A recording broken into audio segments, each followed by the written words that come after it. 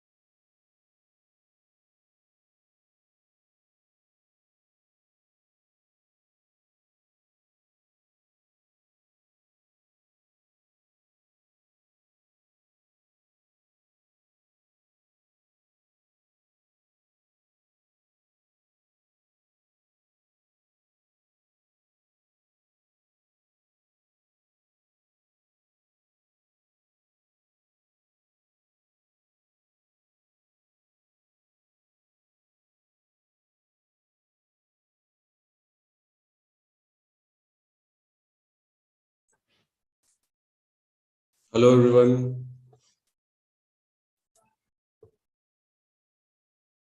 So it's 2:20. We will start our session by 2:30 in 10 minutes from now.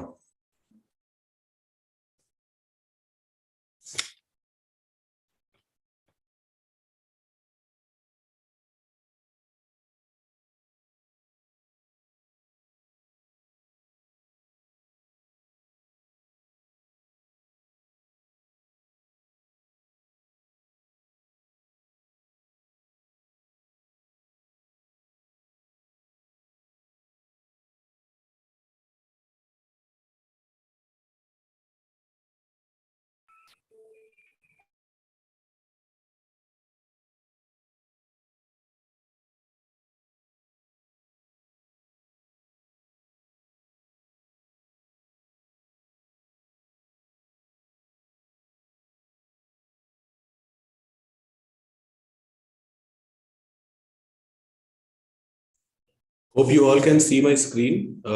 Anybody can confirm me on that? Yes, we can see your screen. Thank you.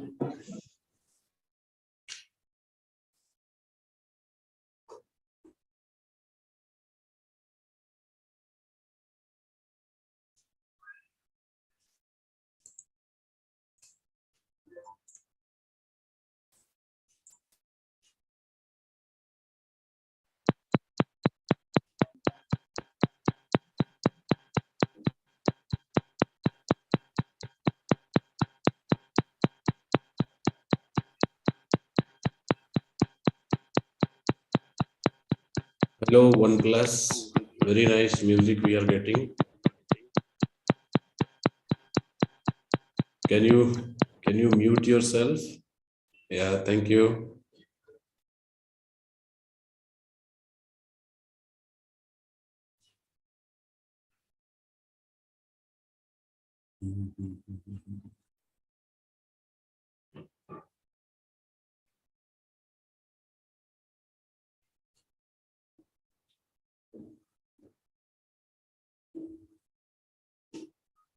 So by the time people are joining in, just a minute. Now, hope you all can see my screen as well and me as well. Let me readjust myself a bit. By the time people are joining in, can we have a brief understanding of a little bit about your profile, please? That will help us as well. That what kind of industry from where you are and what are your expectations from the Six Sigma program or any understanding you have from the Six Sigma curriculum. So when I will call out the name, just let me know. So Anand, if you can just talk something about yourself. Anand Sawant.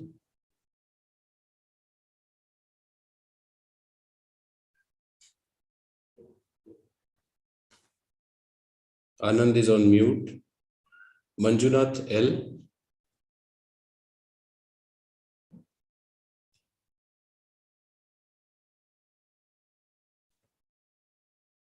You can unmute yourself and talk something about yourself so that we can understand what are your expectations.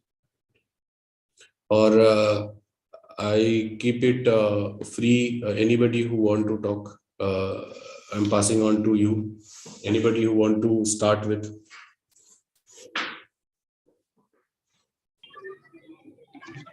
Yeah, hello everyone. Hi Ripu. This is Ripu Band. I'm staying in Kolkata. Last 7 or 8 years, I've been working with the TCS in a mortgage project.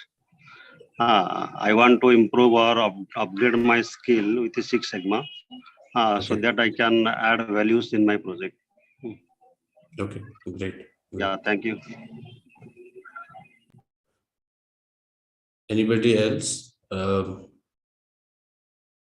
So Ripu basically belongs to my own fraternity. I am also from IT industry. Yes. Okay, thank you. Okay. Hello, good afternoon, sir. Hi Prashant. Yes, sir. I'm a recently graduated from 2021 batch, sir, as a mechanical engineer. Okay. Hello. Yeah. Then after completing my graduation, I got from MNC Renault company, sir. GE Okay. executive role, sir. Hello. Yes, we can hear you. Yeah. Yeah. So after leading the customer care executive designation for last 8 months onwards, sir, then I motivated myself and I want to a career growth. Want to decide in this domain only. Due to that reason, I see in Lean Sigma course as Six Sigma course will help for my growth. Due to that reason, I attending this workshop, sir. Okay. So Prashant, just to update you, it's now I'm been into this industry for around 15 years. I also have done my Six Sigma Green Belt within 1 year of joining the organization, and that has given me not only from a knowledge perspective a lot of understanding that how basically we should look forward towards a problem, how we should analyze anything, because nowadays what industry is struggling to have. They have many people who can do data analysis. They have many people who are very good in writing machine learning algorithms. But the challenge is what data to pick, what to see, how should my dashboard look like, where is my problem, where to start with, right? And which tool to use where. This challenge is something which is basically is something which leaders are facing right now. So when I did my green belt, first of all, initial few days, it took me to understand and relate it with my industry work. And then gradually, my leaders started giving me some assignments related to improvement projects. So I applied those concepts and knowledge, and that has helped me in increasing my skill sets and also increasing my roles and growth as well within the organization. So then I became black belt and then master black belt. And as a master black belt, you can see, right, that lots of projects which organization wide we can lead and we can show right area is something what I have gained from Six Sigma. Satish, you want to say anything?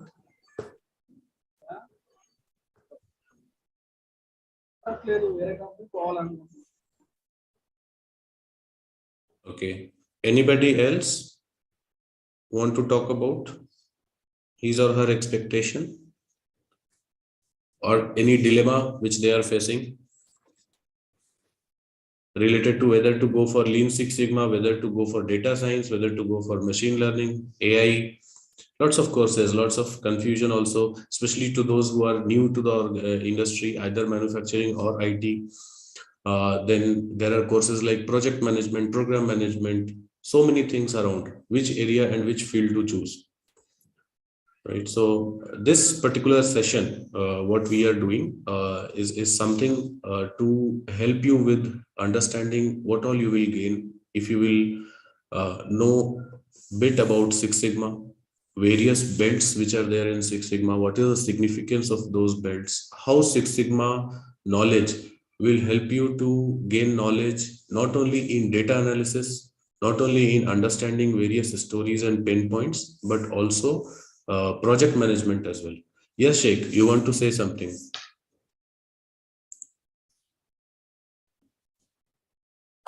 Hi, sir. Good afternoon. Yeah, yes, Sheikh. Yesterday there was another one Sigma class, but I have missed that one. But today I have joined. I want to the Six Sigma. I am working in a Cargill India Private Limited as safety engineer, HSE. Okay. So I want to learn this from. No Will problem. I get the certificate from this, sir? Webinar certificate is something which I will let you know on that. Since this is a webinar kind of thing where we are introducing you to Six Sigma. So definitely participation certificate or something like that will be there, right? So we'll let you know on that. Okay, thank you, sir. No problem. Okay.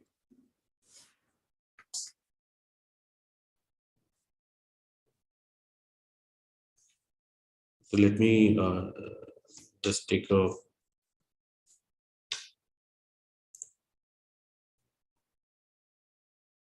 quick round of, so that I will have a clear understanding who all have joined.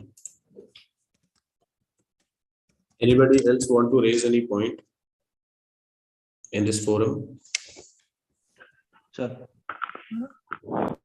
Yes, please. sir, actually, I am a fresh graduate from mechanical engineering Mm-hmm. and I am pursuing my MBA right now. Okay. So, sir, I just wanted a clarification on which path should I go with Six Sigma or Lean Six Sigma, or I should go for machine learning like this. Okay. I will clear that when I will talk about the session. So that also I will clear. Don't worry. This dilemma always is there in front of us, and now since I have been into this industry for 15 years, I can see many freshers also joining in, many experienced people also facing this dilemma that okay, to go for my role growth, which option to select.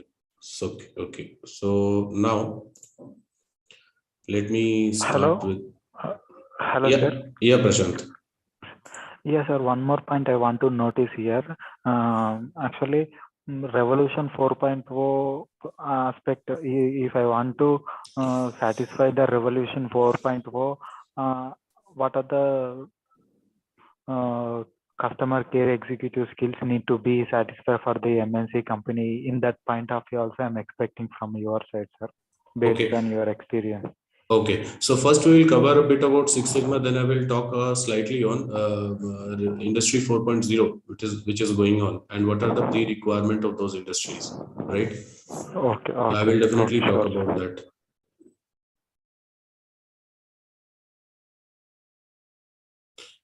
Yeah, Bina. I will be briefing about Six Sigma course and various belts which are there.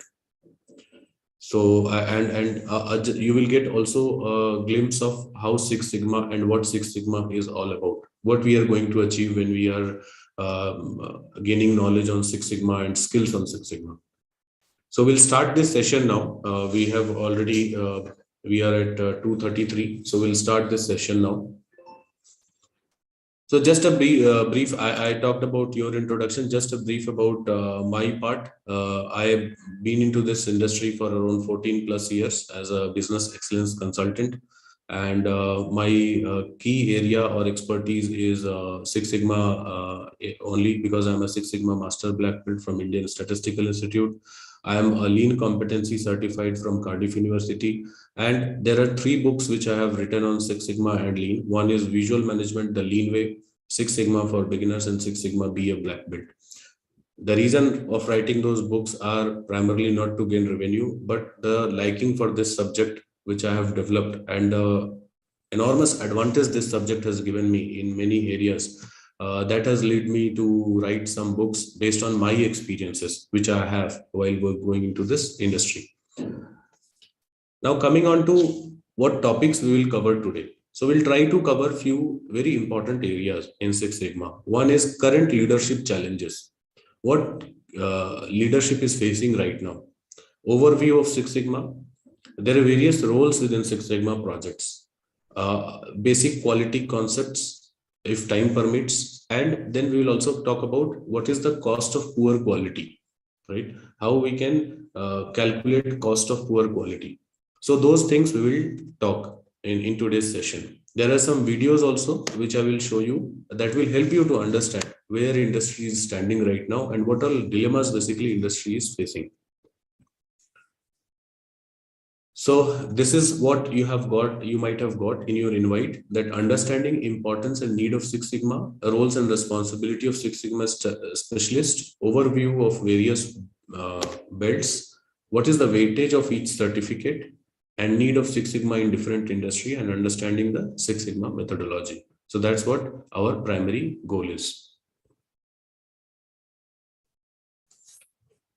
Write this.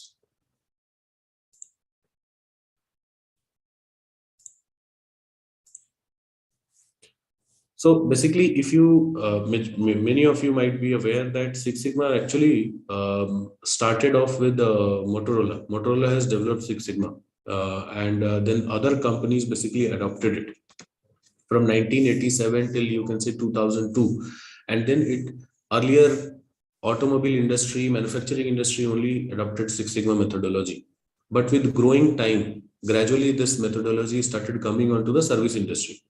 And which all service industries basically take this concept.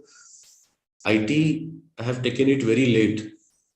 Industries like hospital, healthcare industries, then your hotel industry, they have taken the Six Sigma concept a lot, because defects are something which in your services, if it will happen, then it will directly impact the customer experience. The idea of Six Sigma is to reduce defect. How you will reduce defect, but to understand what you will call as defect and how you will calculate the defect, for that you need Six Sigma tools. And when I say tools, it's not any software I'm talking about.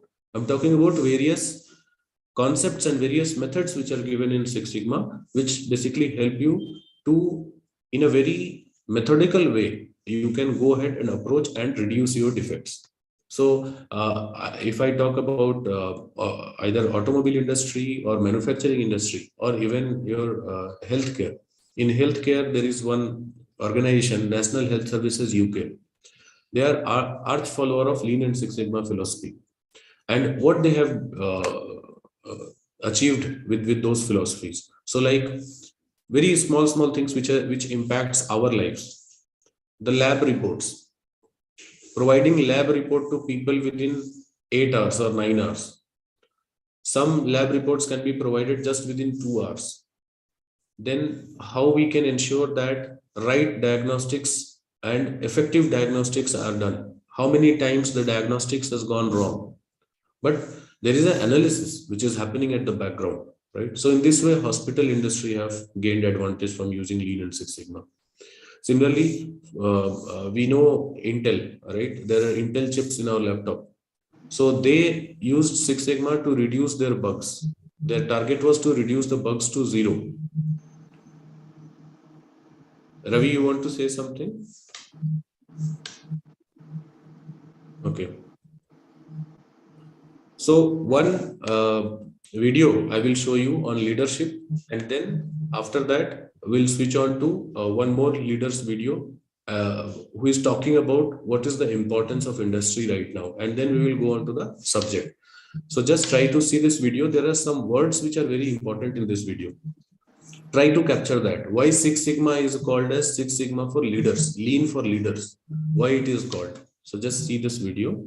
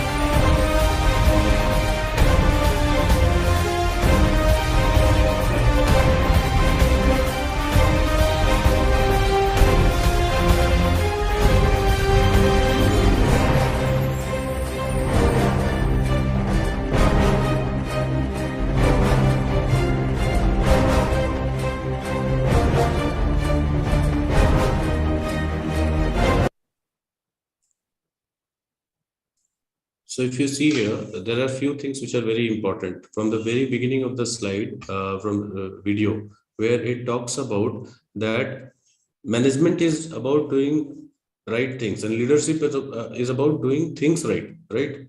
So there is a very thin line between this. One is that there is an organization which focuses on a product getting delivered, then you are doing a quality check, and then you are inspecting, and then you are rejecting the failures, and then you are accepting some of them. So that is one. What is happening in that? Suppose you produce 100 items, or suppose you provide services to 100 people. You have taken 100 calls as a customer executive, and after that you performed a quality audit and you found that 30 of them were not correctly handled or 30 products were defective.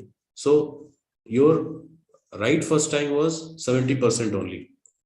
30 which were defective is basically a loss to you, which we call it as cost of poor quality. How it is loss?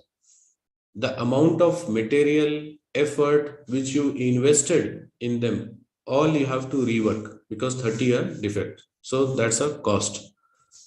In service industry, to cater to any particular customer, whatever effort your people have taken, if 3 hours, 4 hours of timeline, a service has been provided in that timeline, that 3 hours is a waste. So if you will reduce the defect, you would be in a situation to provide better services at less cost. What Six Sigma and Lean focuses on, that don't measure the quality of product after it gets produced. Rather, you control the inputs which is going on to the process. And to understand this in a very layman terminology, which all of us can relate, and you all will understand how Lean Six Sigma philosophy works. Why I'm saying Lean Six Sigma is a philosophy? Because it's not that I will give you 10 items and you have to use that only when you are running a Six Sigma project. And why leadership comes into picture when we are talking about Six Sigma? Because Six Sigma and Lean projects succeed when there is a leadership involvement in that.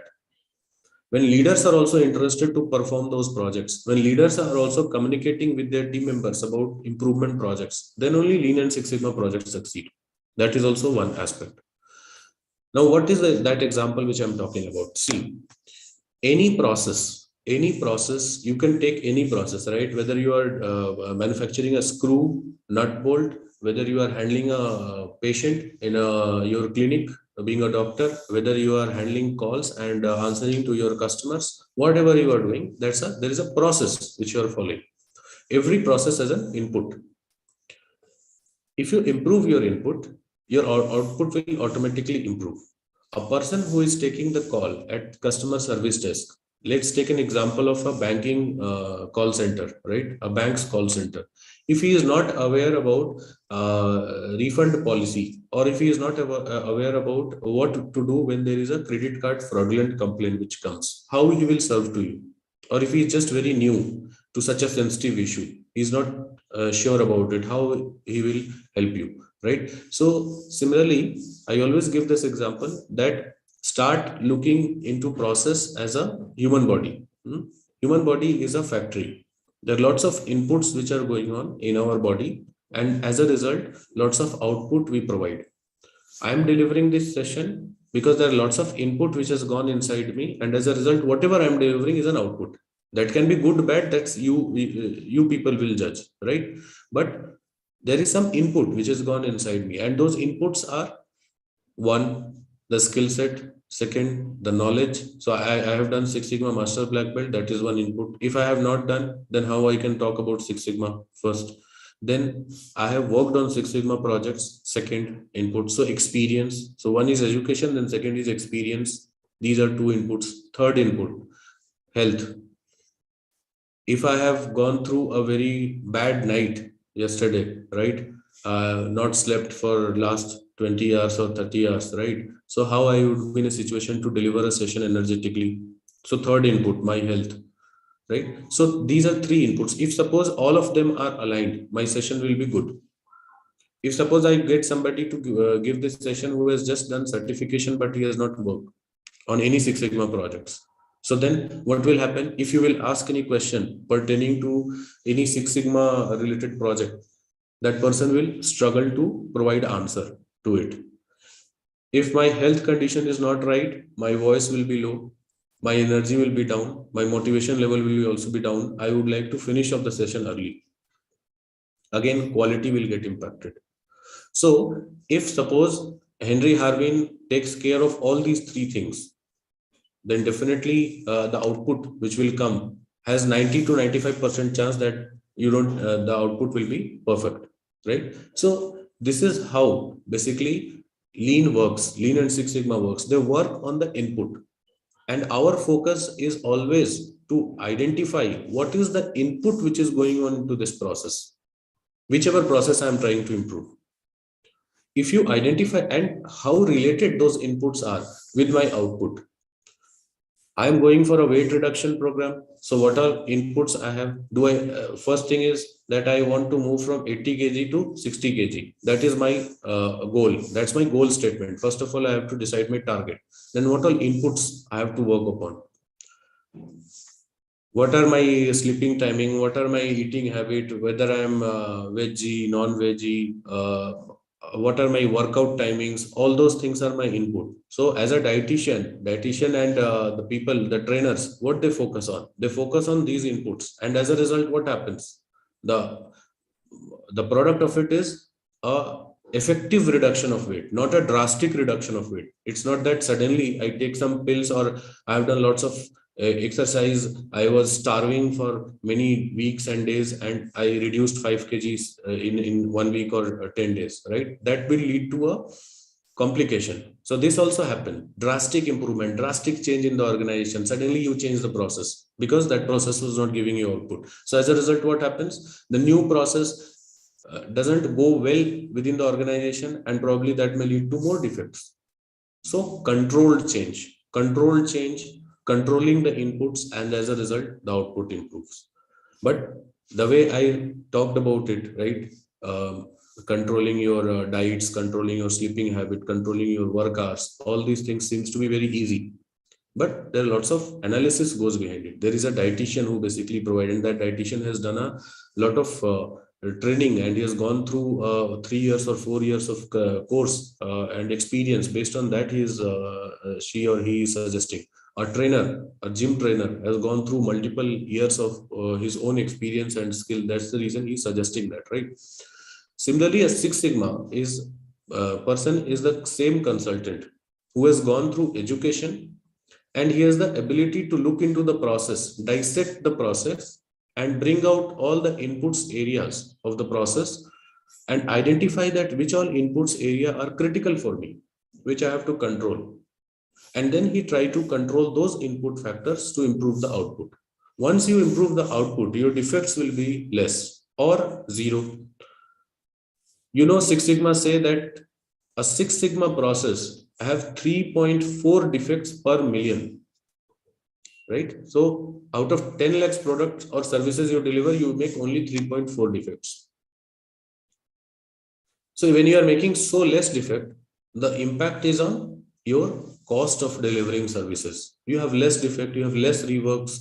So definitely you can offer price products or services at lesser cost than your competitors. This will delight your customer. Or you can also offer some additional benefits to your customer. You can pass on some extra gifts to your customer along with the services. That will also delight your customer. So the center stage is customer who is getting that service, right? We have to think from that perspective. How, and also your competitors. If a competitor is providing a service at 100 rupees and people are happy, and if I have to penetrate that market, then either I have to provide something extra in rupees 100 or I have to provide my services at rupees 90. Then only people will look for me. But after taking 90 rupees item, right, people will always be skeptical about the quality of it. So if I can control my cost, I can definitely provide better quality. So that is where Lean and Six Sigma work. Any question on this? Then we'll listen to Mr. Steve Jobs, what he suggests, because his idea and his thinking is also very important. Just listen to him for 1 minute. That will give you a clear idea what industry leaders feel about. P. Jobs is fine. Steve Jobs is fine. And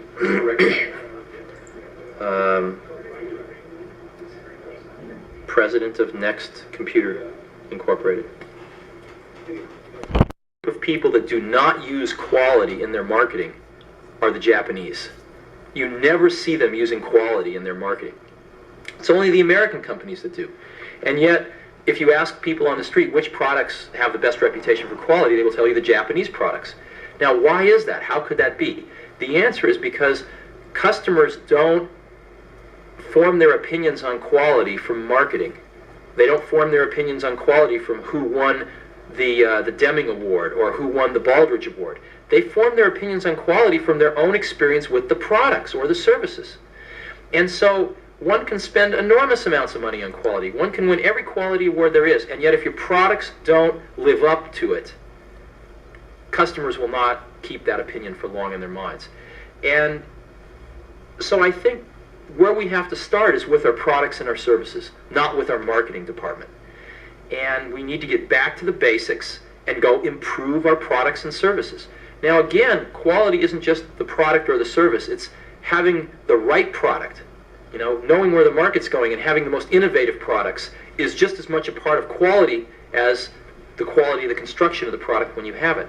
And I think what we're seeing is the quality leaders of today have integrated that quality technology well beyond their manufacturing, now going well into their sales and marketing and out as far as they can to touch the customer, and trying to create super efficient processes back from the customer all the way through to the delivery of the end product, so that they can have the most innovative products, understand the customer needs fastest, et cetera, et cetera.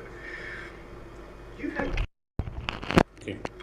So if I talk just about a brief about what he is briefing on, is talking about that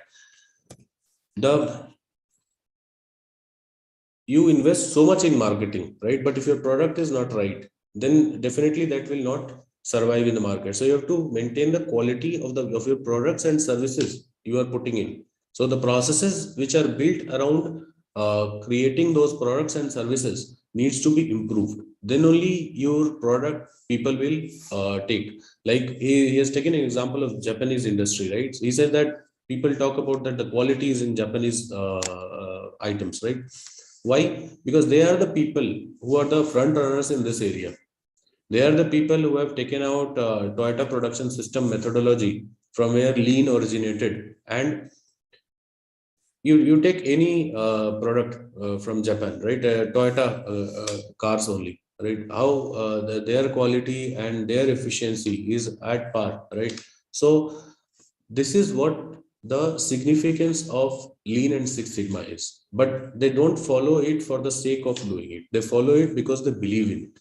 That's the challenge which right now many organizations face. They form a team, a Six Sigma team, but their leaders are not basically joining those meetings which Six Sigma team is conducting. The leaders are not joining those projects which Six Sigma people are driving in. So as a result, in organization also, this Six Sigma project basically fails. And as a result, many people form an opinion that Six Sigma has failed. Six Sigma will succeed when leadership will also take the buy-in. And the second aspect is the skills of the Six Sigma consultant. So that's the reason there are 3 levels of belt which has been created here, right? So I will talk about those belts as well. Let me see if there are any questions for us. Okay. So current leadership challenges are like delighting customer, reduce cycle time. Everyone wants to produce faster, keeping up with technological advances, right? So chatbots are now resolving queries.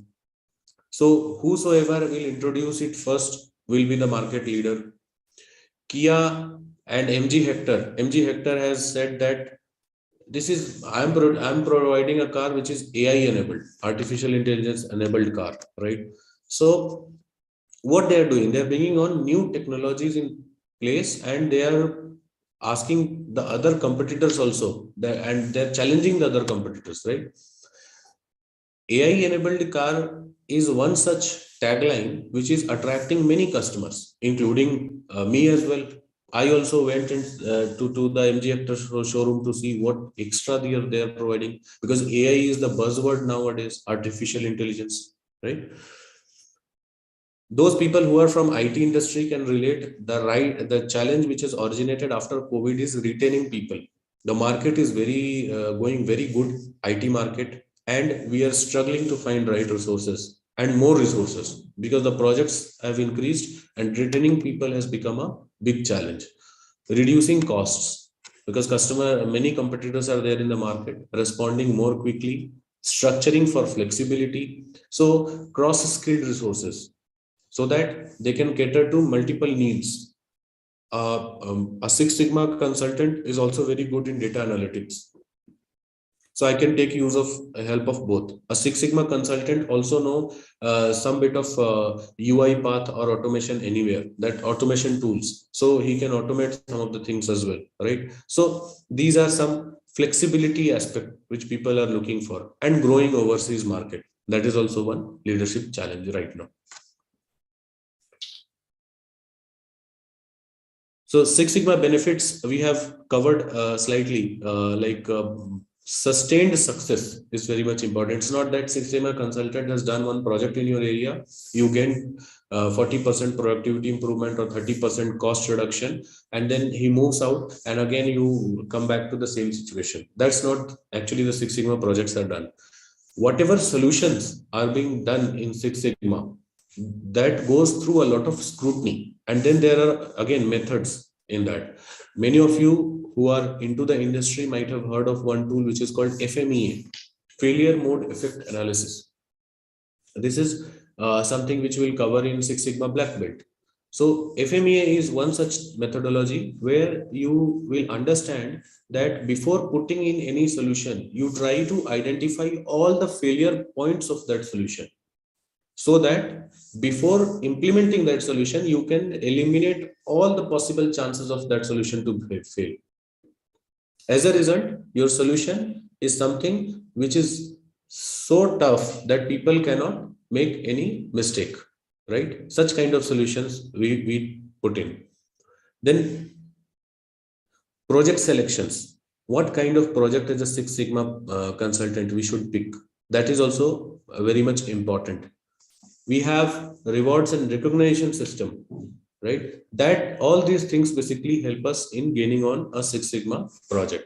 Some case studies show like Motorola has gained 5-fold growth in sales. General Electric saved 2 billion in just 3 years. Beshel Corporation 200 million saving with investment of 30 million. So these are real pictures of Six Sigma concepts and methodology. That's how industries have benefited. This is your Six Sigma overview. As I said, I was using this term Lean and Six Sigma philosophy. Why this is philosophy? Because it talks about that anything less than ideal is an opportunity for improvement. Six Sigma follows Deming cycle. Deming cycle is, it's a continuous mode in which you will work and keep on improving your processes. Plan, do, you plan for improvement, you perform the improvement, you check whether you have achieved or not, and then plan, do, check, act continues. Plan, do, check, act cycle continue.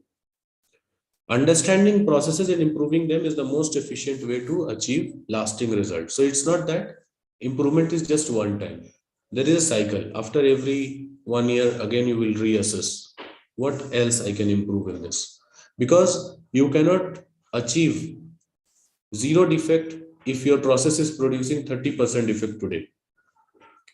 It will take some iterations. You will do one project, it will give you 10 to 20% improvement. Then after some time, you will sustain it. You will sustain at 80% right first time.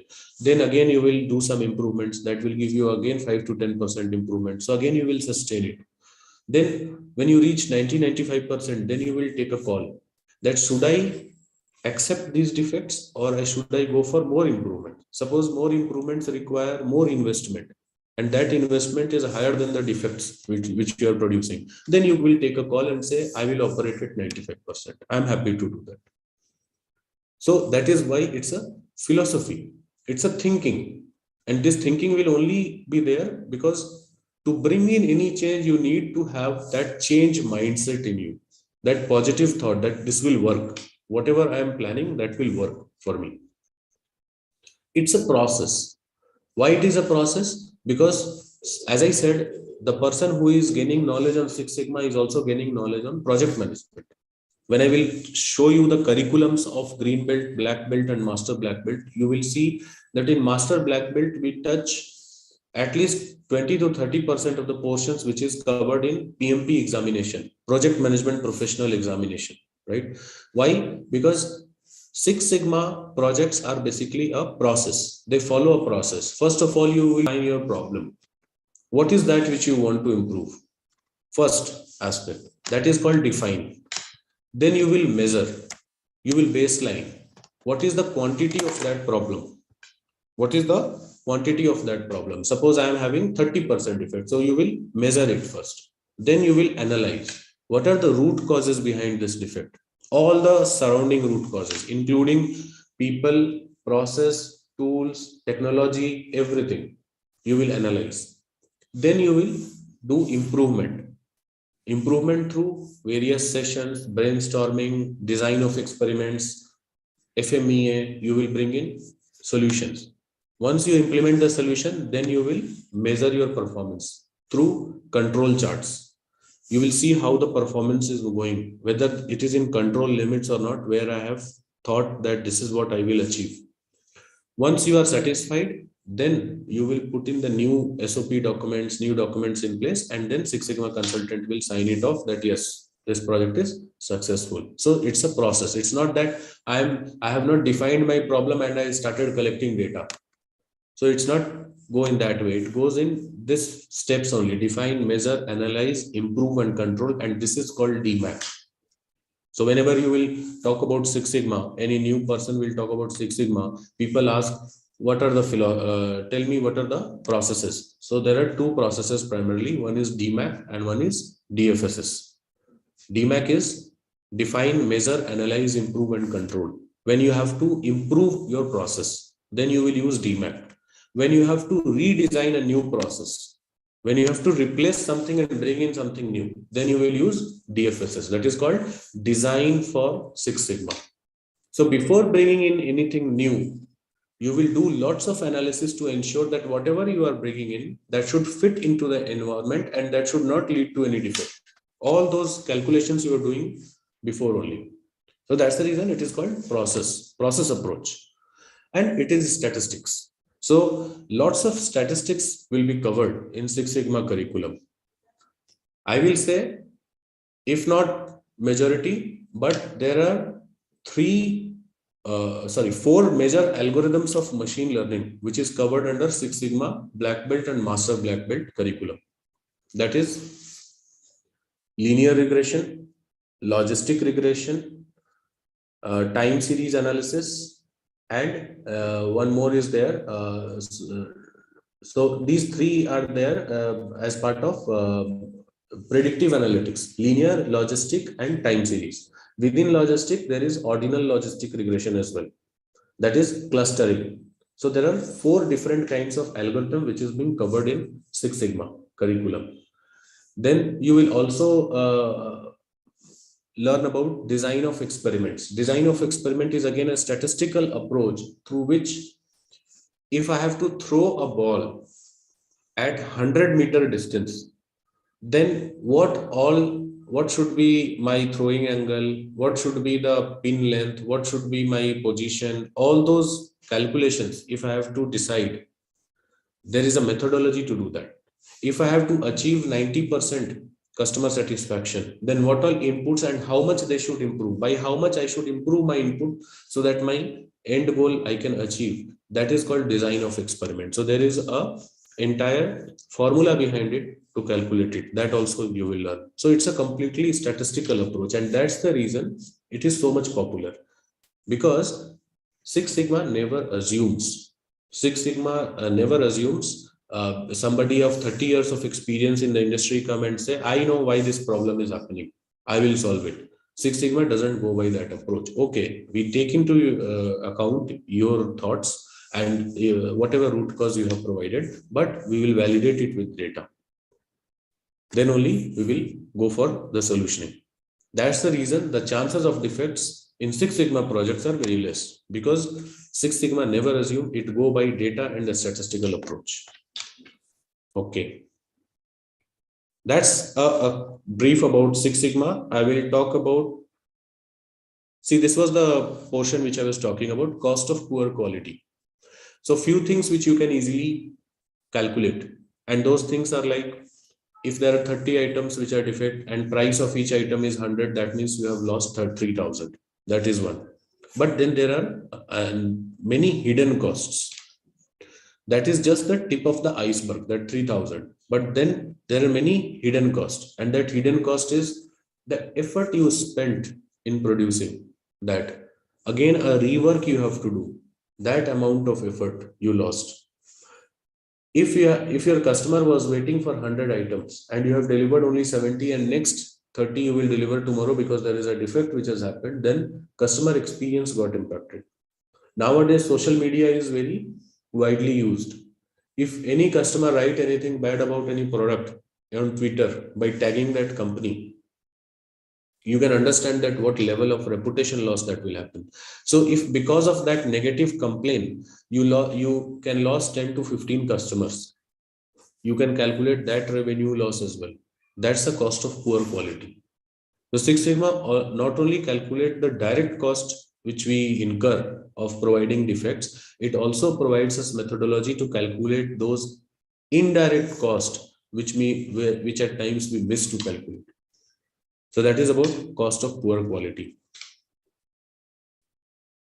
Now here is basically the roles and responsibility of various people within Six Sigma. You see, one person is called champion. Champion are basically the, you can say they are the department heads, or they are basically the function heads, vertical heads. They are the people who basically look after those Six Sigma projects, who basically tell you that what area you have to focus on. And then there are 4 layers. The first layer is called yellow belt. Yellow belt certification doesn't happen. There is no such certification of yellow belt. It's about the basic knowledge of Six Sigma.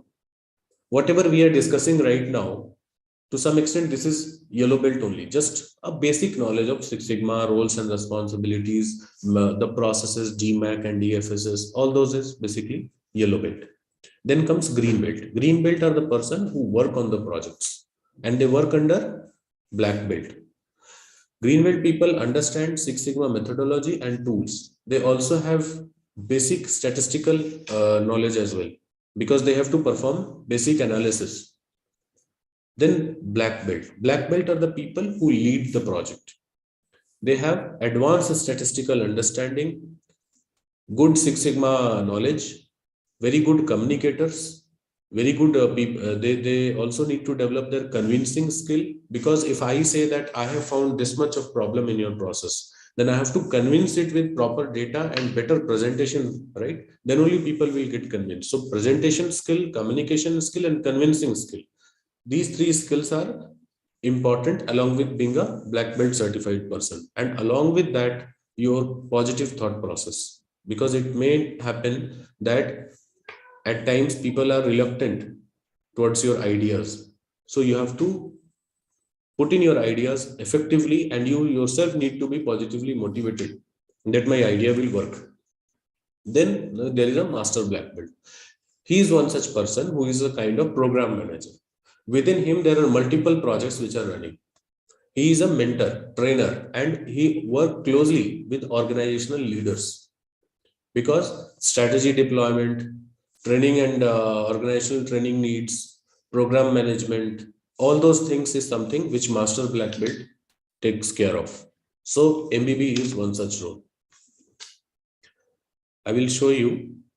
Champion is somebody who basically plan improvements of project, and he is the one person who basically identify that what all projects needs to be run. So like department, that's the reason it said that Six Sigma require leadership engagement as well. So the people who are at like HR head, finance head, IT head, right? Then sales head, these are basically, they basically play the role of a champion, because whatever projects you are going to do, you will do under their leadership only. They are the people who are industry expert. They will tell you what are problems they are facing, which area they want you to improve, and all those aspects. MBB is a permanent full-time change agent, highly proficient in Six Sigma methodology, identify high areas of opportunity for Six Sigma consultants, and he is a person under whom black belt and green belt work. Black belt is a key person who basically drive the project. So black belt drives one project at a time, and he is the person who is responsible for that project. He is the owner of that project, or you can say project leader, right? He work along with the green belts to deliver a project. Green belts are basically the people who work along with the black belts, and they are also called as part-time Six Sigma change agents. Why change agent word is used for MBB, BB, and GB? Because any Six Sigma project will bring in some kind of change within that process. Either you want to improve it or replace it, right? So that's the reason, and they are the people who will bring in those changes. They are the people who will bring in those new environment, right? So that's the reason they are called as change agent. A controlled change, how to bring that change, that also Six Sigma consultant will work. So that's how basically this green belt work goes. And see learnings at various levels. So this slide is also very important, and then I will open it for questions and your any kind of questions you want to put. This is Six Sigma Green Belt curriculum, which is of 28 hours at Henry Harvin.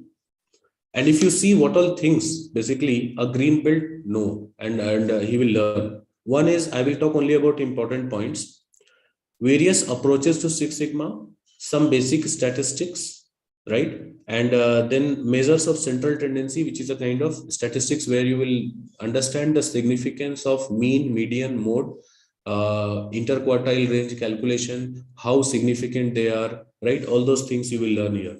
Then there is a define phase. In define phase, you will learn how to do project charter, how to form a project charter, how to do process mapping, how to capture voice of customer, your cost benefit analysis, how you can do risk priority number calculation, how to perform value stream mapping, which is one of the important tools of Lean, value stream mapping. And you will find many organizations having an entirely different training for VSM as well, right? Then measure phase. Measure phase is slightly on data part, where you will understand how to perform cause and effect diagram, how to run sampling analysis, data representation, how we will represent our data, which I was talking about. The Six Sigma consultant also have to develop knowledge on presentation skills as well. How to do measurement system analysis. There is a concept called MSA. Many of you might have heard who are from manufacturing, especially measurement system analysis, gauge RNR, right? So gauge RNR analysis is something which we will show you how to do. And we will also show you how to do it in Excel and how to do it in Minitab, right? Then you will learn about analyze phase, where there is a formula for calculating your process capability, which we call CP and CPK, how you will calculate sigma level of the process, how to perform hypothesis testing.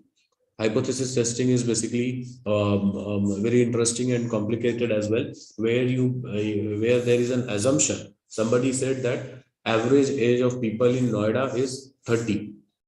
Then you collected 100 samples, and then you have identified the average age of those 100 samples which you have collected, and then you perform a hypothesis test to say that by 95% confidence, I am saying that average age of people in Noida is not 30, it is something else. That is what hypothesis testing is. So that is also a very interesting analysis. Improve phase, where you will learn a lot about brainstorming techniques, where you will learn about TRIZ. This is a Russian. Okay, so somebody has to mute right now. If you okay, so where you will learn about TRIZ. TRIZ is a Russian concept, and it's a certification also. It's a problem-solving mechanism. The examination of it is very difficult to clear out because many algorithms are there inside TRIZ. So, but very interesting to learn. Very interesting concept, TRIZ.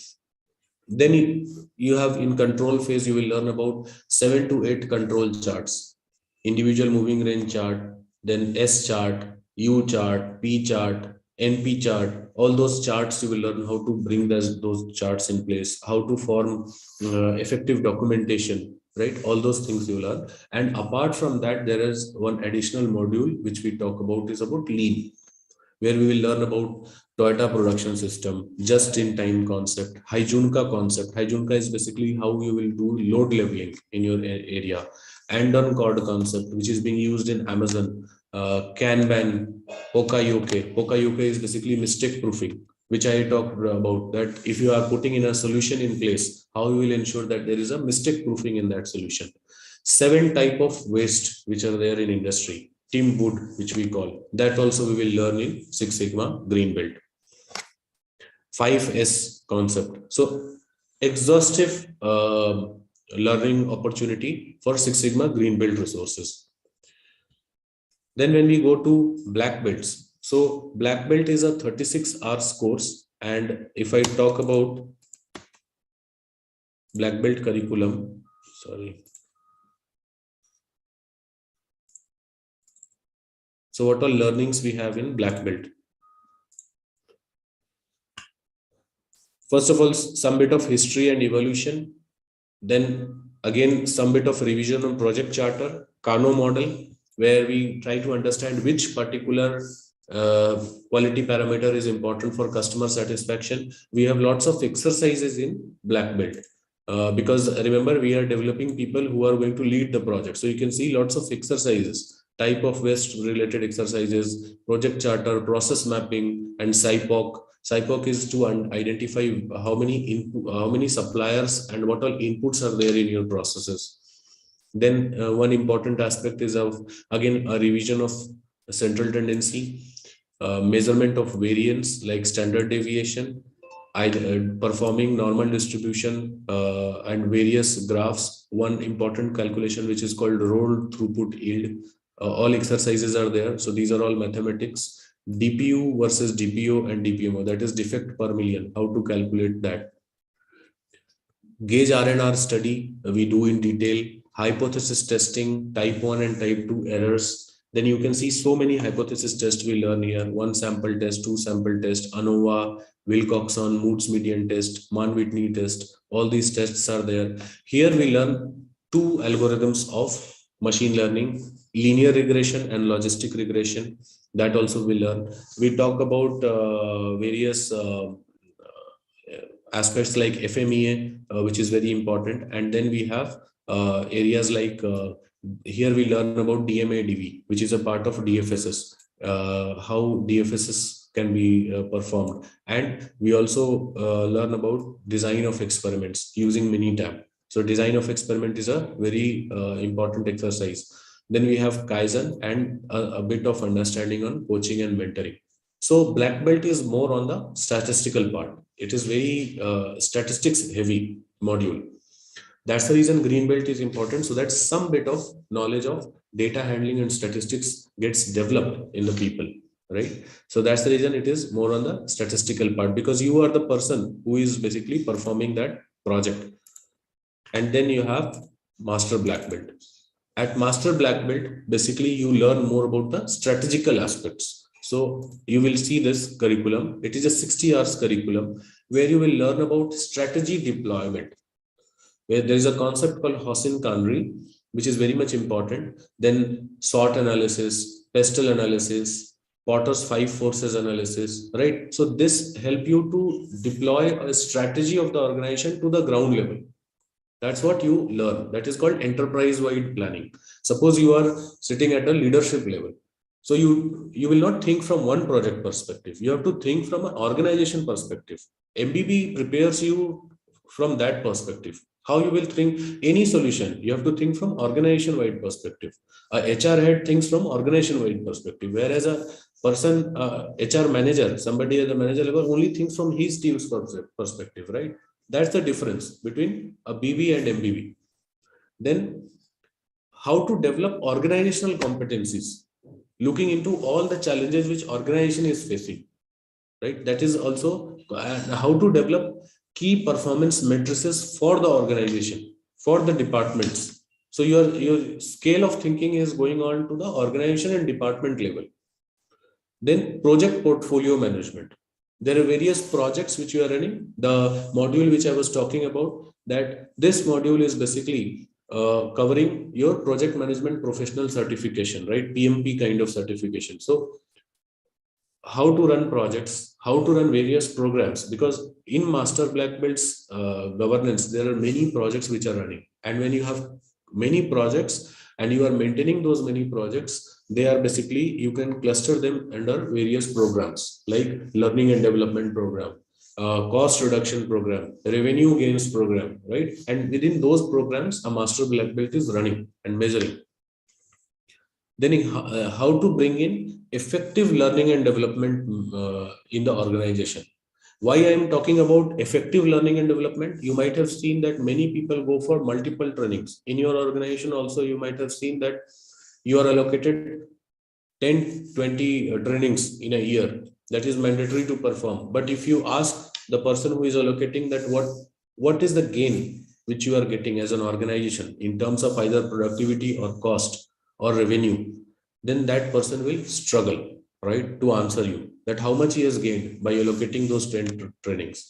In training design and delivery, you will learn how to quantify the benefits of training as well, and how to provide effective training to your organization people, what kind of training they should need and how it is effective for me.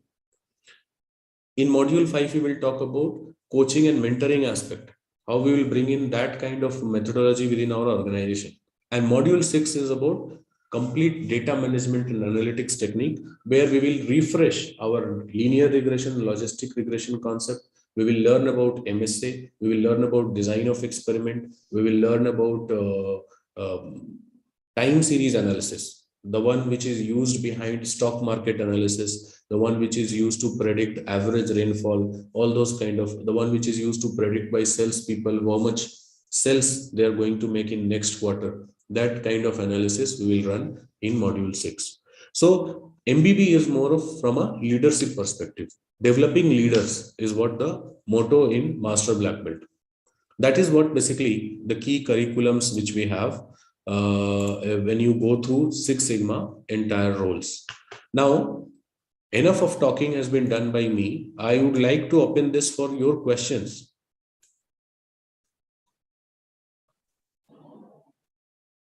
Because we have 6 minutes left. Hello. Yeah. Yes, sir. Sir, as a fresher, I started my career in customer care executive domain in one of the mechanical components related around the 70 products was preparing in my industry. So as a fresher, what are the tools initially I need to acquire that skills, smart tools, I can say that what type of tools I need to learn, sir? One is to make basic productive work. Yeah, one is basic statistics, right? Then the second aspect which comes is within basic statistics also you need to develop that what is that which you want to measure.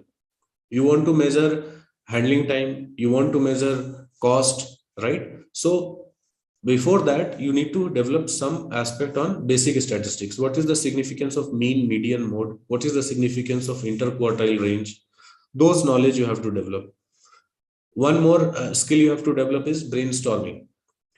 Why we need brainstorming? Because suppose I want to do cause analysis. So for cause analysis, I have to develop a fishbone diagram. There is a concept called cause and effect diagram. How to develop that cause and effect diagram effectively? How to perform a brainstorming with 7 people in the group effectively? That those tools are very much required as a person who is just into the industry and who is learning any improvement of Six Sigma concepts. Hi, Rajiv. Yes, Santosh. Hi. It was a pleasure listening you. Yeah, fantastic flow of presentation that you had.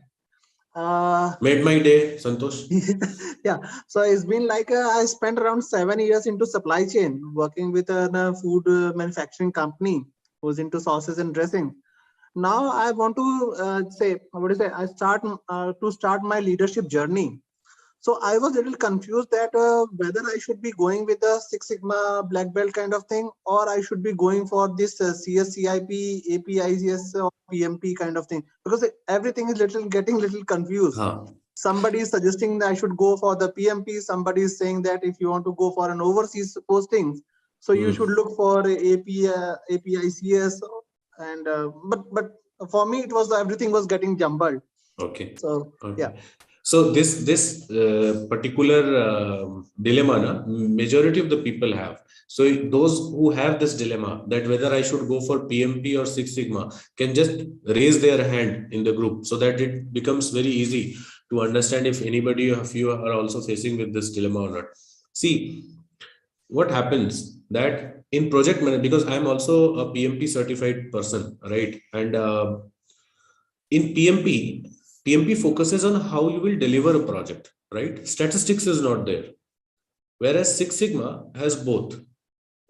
Six Sigma has both. It has got project management, entire module on project management, how to handle the project. And second aspect, when you are claiming that I am a Six Sigma black belt certified, then people assume that you have a very good understanding of statistics. So that additional advantage which you bring, which you will not bring in with PMP. PMP people will know that, okay, you are very good in project management. If your role is demanding only an aspect related to performing project management only, right, then you can definitely think for project management exercise. But if you also want to develop the ability to analyze the data and bring out some meaningful output, or the ability to predict something, then you should select Six Sigma. True. And is there any, like, I haven't done any Six Sigma courses as of now. Say it's been like learning while doing the job kind of thing has been happened to me. As of now. So is there any possibility I can go with this Six Sigma green belt plus black belt? Is there a dual kind of thing with Henry possibility, or I should go for first green belt and then go for the black belt thing? Okay, so basically what I know that Henry Harvin has got a complete package for from Six Sigma for entire Six Sigma journey, which include many things, not only green belt and black belt. So you can talk to their support teams also, and they can give you a customized solution to this. So that not only why should only you will learn two things, you will have multiple aspects in that. You will also have some sessions on value stream mapping and all additionally. So that also you will learn. Perfect. Thank you for great help. No problem. Any more questions? This now this entire time is for you people, so free feel to ask. Yes, sir, I have a doubt. Excuse me, sir. Yes, Irisha. Yeah, actually, what is the difference between Six Sigma green belt and black belt? Any advantage for me? I'm an MBA student.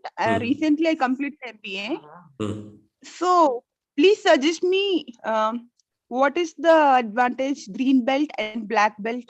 See, green belt is the basic entry level, right, for understanding of Six Sigma, where you will understand processes very nicely of Six Sigma, DMAIC, DMAIC, all those processes, and along with that, basic statistics you will understand. Black belt is an area where, along with basic statistics, you will learn about advanced statistical methodology, which are very much in demand nowadays, like hypothesis testing, design of experiments. Design of experiment, you will find that there are books on design of experiment only. And they're in huge demand in areas like nowadays, you might have heard, right, that Oxford Geneca is developing vaccine, and this much efficiency level is there in the vaccine. After 2 doses, it will have more vaccine. Then there is one more co-vaccine is there, right? How they are calculating that? They're doing design of experiments at the back end. So how to perform design of experiments, that I will take 5 inputs and I want to achieve X output. At what level I should set them so that I will achieve X. So all those things you will learn in black belt. Thank you. Hello, sir. Yes, sir. Prashant. Sir, regarding Revolution 4.0, you said to remind me. So Industry 4.0, if you see, basically focuses on one very important aspect, which is called visualization and removing digital waste. These are two very important aspects in Industry 4.0 revolution. Visualizing your processes is one very important aspect which Industry 4.0 is focusing on. Now, what to visualize? I am running a manufacturing unit. What to visualize? So that after looking into that dashboard immediately, that will give me a trigger that, okay, something is going wrong in a particular area. What to visualize and how much to visualize? That is called performance matrices, identifying the right performance matrices. So in Six Sigma Master Black Belt, there was one module which talks about performance matrices identification, right? So visualization is also one important aspect in Industry 4.0. So these things are basically covered there. One more thing, sir, is okay. Along with that, any smart tools we need to learn, sir? Smart tools to make a productive and to make organization to understand about exactly what the status of the sales and everything. If I want to overview regarding that thing, in the sense that's what I said, na? Visual dashboards. What kind of visual dashboards you have, so that immediately when I look into those dashboards, that can enable me to take some action, that will trigger some action for me. That is called visual dashboard, right? Okay, sir. Okay. Many people call it as my balance scorecard also. Okay. Okay, sir. Excuse me. Thank you. Yes, Sir, yes, please. how to calculate RPN? It's called risk priority. It's called risk priority number. If suppose when you are doing this thing, FMEA, or you have identified any risk, so there can be three factors to it. One is, what is the impact of this risk? That is severity. What will happen if this particular event will occur? Suppose if Zoom will not work, right? What will happen to this session, right? And what is the severity? So severity is that this session will get cancelled, right? If there are any technical challenges happens with Zoom.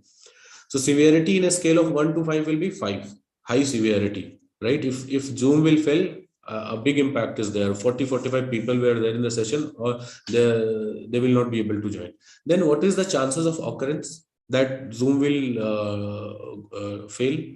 So chances of occurrence is very low, because we have seen we are doing day in day out Zoom meetings, right? Very less Zoom is down. So occurrence in a scale of 1 to 5 is just 1.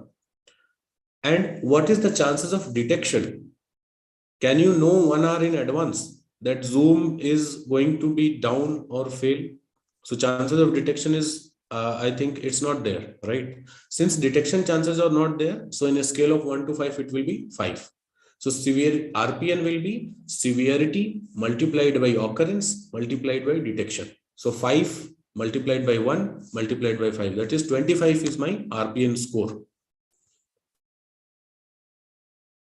Clear? Okay, sir. Thank you. Clear, sir. Okay. Yeah, Gajendra.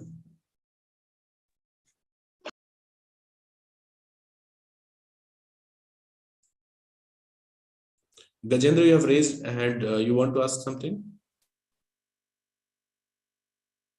Excuse me, sir. Yes, Devika.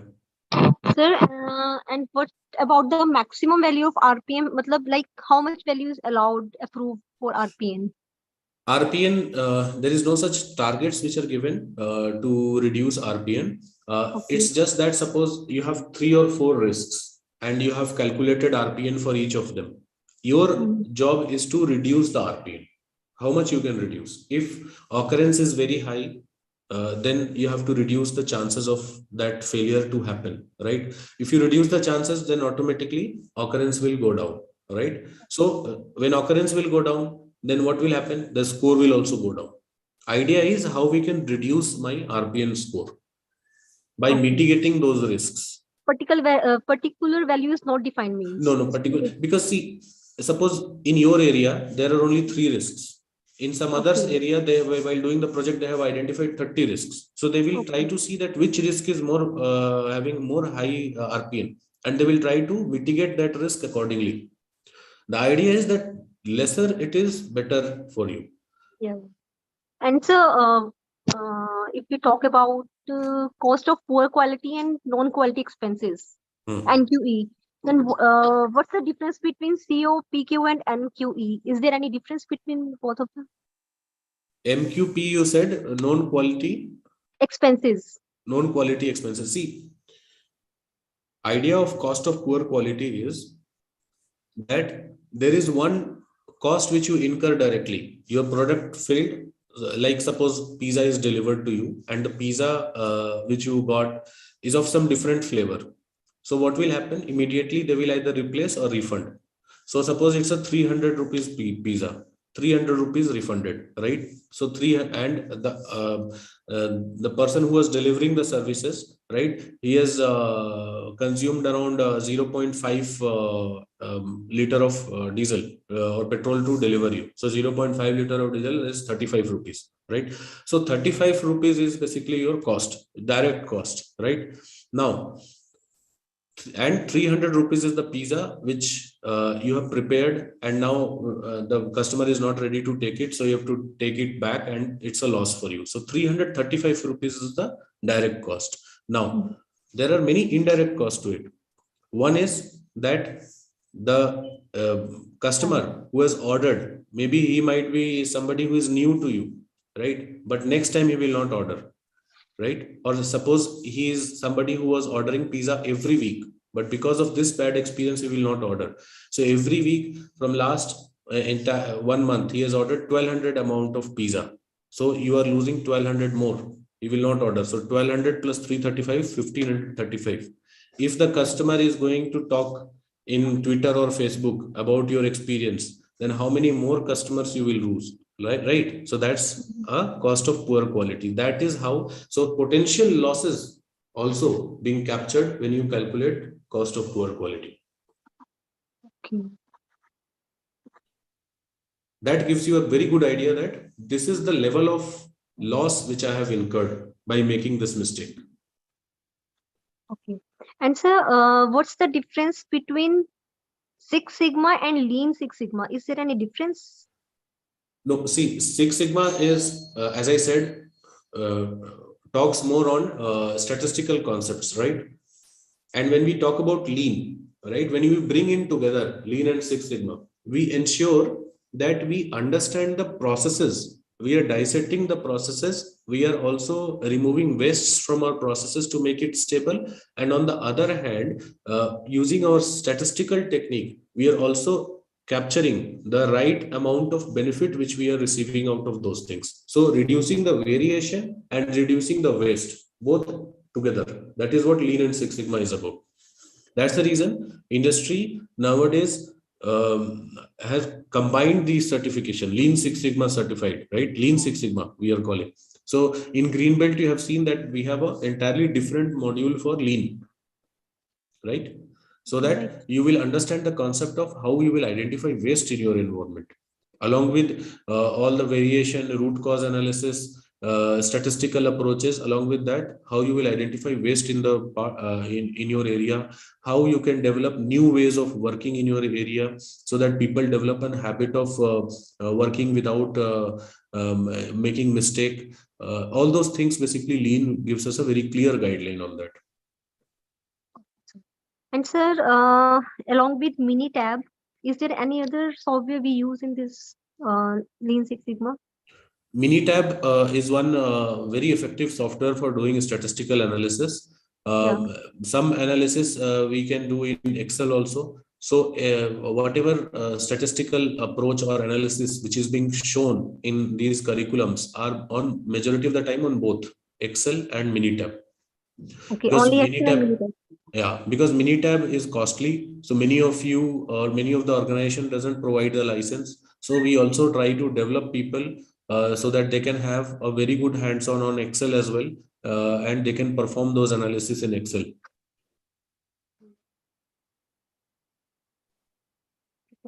Okay, thank you, sir.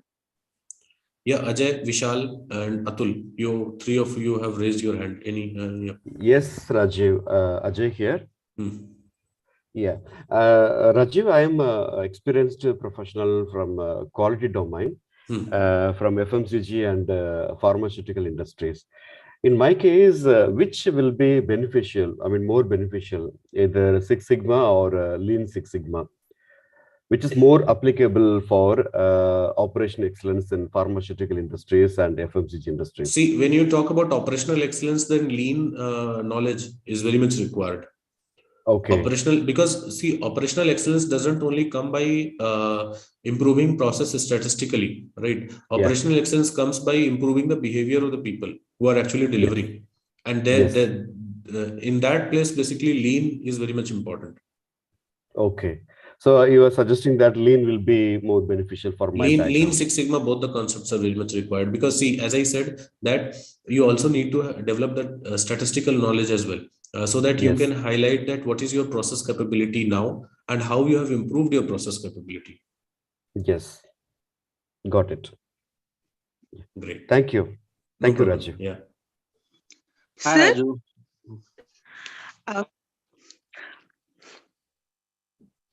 It's a tie. Anybody can go. Okay.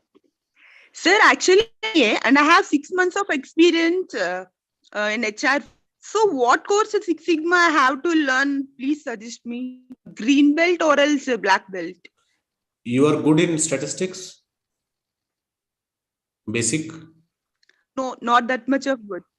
You start with green belt. Green belt will help you a lot, because our green belt is heavily loaded green belt.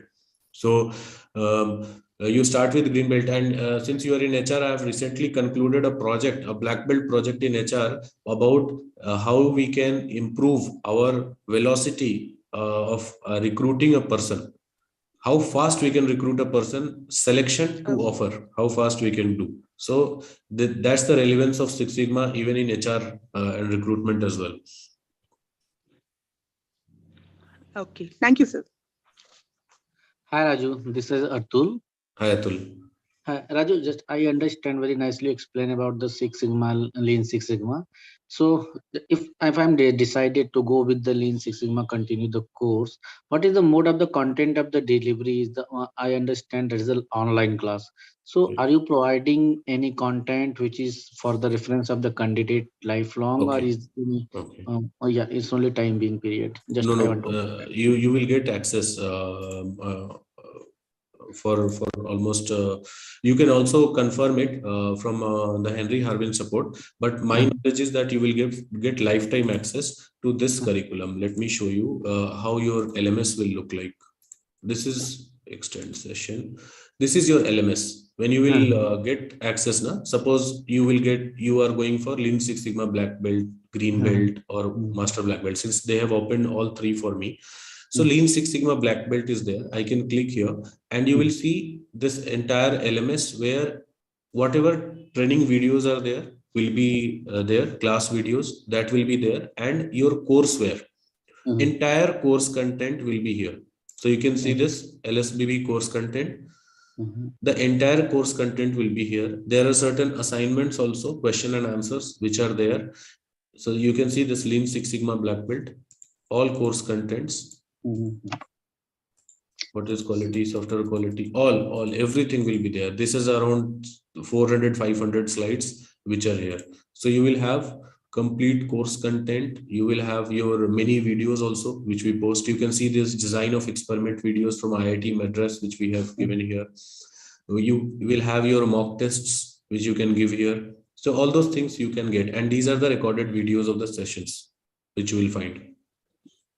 So live classes also, or only recorded classes? No, this is your the classes. Suppose you are taking a class, right? So your class video will be there for you. Okay, class video. So that if suppose interactive class or only? It's an interactive class. Okay, the assignments and all.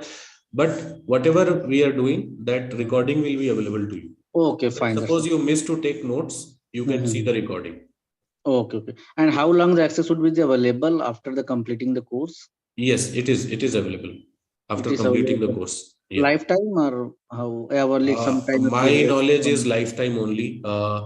If is there somebody from Henry Harvin, they can confirm on this. Okay. But my knowledge is lifetime. This is lifetime. So for admission, I need to connect with the Henry Harvin board line, correct? So in chat, there is a message which is there for course related query. You can have a WhatsApp number also, and then hello@henryharvin.com. You can put in and you can get all these confirmations there. Okay, fine. Thanks, Raju, for the clearing doubt. Yeah. Thank you, Atul. Hi, Raju. Hi, Raju. I'm Alagu. I'm from 15 years of airline and aviation experience. Okay. So mostly I'm looking into the aircraft operation reliability aspect. Okay. So basically dispatch reliability, those things. It's a part of a quality. So how come this Six Sigma will be, I can take out. So Algu, looking into your industry might be generating lots of data. Not much. It's basically, we can say component failures. Component failures, right? Component failures plus aircraft dispatching on time reliability, all those things. Right? So there is data. There is data because on time delivery, failures, all those things are basically data. And the more you will have better data understanding and data knowledge, that will help you a lot in bringing in the improvements, which I said, right? That industry right now facing a challenge that they have lots of data, but who will crunch for them? Who will bring out stories from data and meaningful stories from the data? That is something which is missing right now in industry. Experienced people have got a very good knowledge about how the process will perform. But if they get a good data and they can develop some kind of predictive approaches as well, how to analyze the data, how can forecast out of it, then a lot of insights they can bring into the industry proactively. Yeah, that's right. Because we do perform reliability analysis, but there is a very basic level. We don't do the predictive analysis. We only see, okay, whether it is within the limits, that's all we do. Right. But those knowledge also you will gain. And then one aspect which I talked about, improving the inputs, which input is basically impacting my output. That understanding when you develop, that will help you a lot to control your inputs. Which X, we call it as X, which X of mine is basically impacting me a lot. So those things basically help a lot in when we are doing, Six Sigma related knowledge gains, or when we are doing Six Sigma project, these things helps a lot.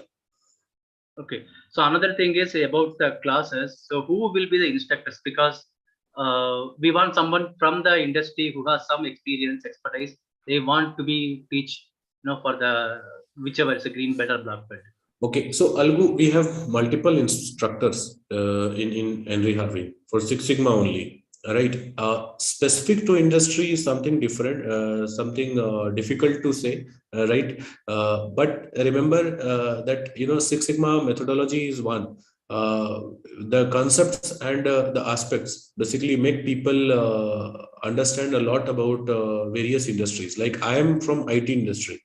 But looking into your environment, I immediately made out that you must be having lots of data in your scenarios, right? It's just because that there are lots of discussion, there are lots of working on Six Sigma projects I do. And as I said just recently to one of the participants that I have done a project on recruitment. Now, being into IT, what I will do in recruitment project. So, but a Six Sigma person, a Six Sigma trainer or Six Sigma consultant is somebody who has done projects in multiple areas.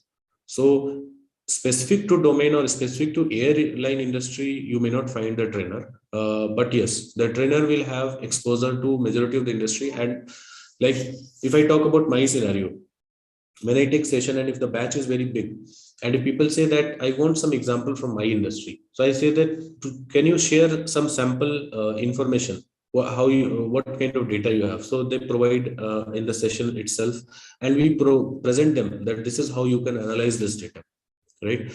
Or you can tell your scenarios, your problem statement, and then we will tell you how you will analyze it, because the concept of resolving the problem remains the same, irrespective of which industry it is. Thank you very much. Any further questions?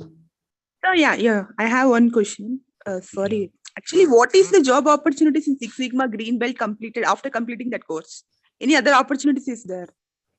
So two things, since you are from HR, Sirsha. One is completing the course and gaining in knowledge about the aspect is also very important. If you understand the concepts well, if you practice the exercise well, and if you present yourself as a Six Sigma green belt or black belt, then remember, when you put your certificate in Naukri or monster.com, right, people will expect that since you are a Six Sigma black belt, you must have a very good understanding about how to perform value stream mapping, what all basic statistical concepts, right? Those things people will expect from you. If you can answer those questions, definitely there are lots of scope. In my organization, there is 7 positions which are open from last 2 years, and we managed to fill only 3, short of resources in Six Sigma. Okay, sir. Any other questions?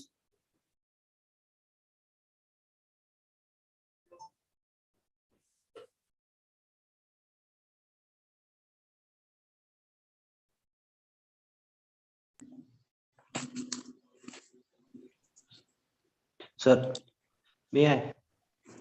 Sir. Please, sir. Sir, since I am into manufacturing, my exposure is into the manufacturing industry. I just want to understand that what are the skills required for if I want to upgrade an existing unit which is like built in a old school way. How can I enhance the efficiency by doing the plant layout, changing the plant layout, and what are the skills I require to do that thing? Yeah, Vishal. So one aspect, we talked about DFSs, right? Design for Six Sigma. When you're replacing something, when you're trying to bring in something, old school to a new school, right? So first aspect which you have to understand is current layout. What is the current layout? What are the challenges or what all things are outdated in the current layout? That understanding, how much effort we are spending because of the current layout, and then identifying your upcoming layout which you have thought of. But this upcoming layout is something which will not only a Six Sigma consultant or only Vishal will decide. There will be a industry experts. That means the people from your domain who are highly expert or experienced. You need to have a brainstorming sessions with them. You need to have a which we called quality function deployment, right? So QFD house you have to prepare. You have to bring in what all new features you are trying to bring in, how much additional advantage you will get out of those features, and how it will fit for you.